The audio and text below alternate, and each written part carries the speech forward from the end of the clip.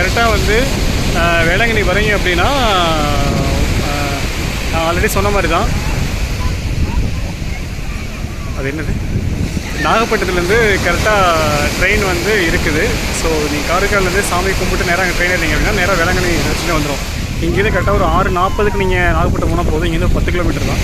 So அங்கேருந்து evening train வந்து நீங்கள் பிடிச்சிட்டு மேக்ஸிமம் கோயம்புத்தூர் வந்து ஒரு 12:30 1 மணிக்குள்ளெல்லாம் வந்து கரெக்டாக இதுக்கு போயிடலாம். ரொம்ப ரொம்ப ஈஸியாக இருக்கும்.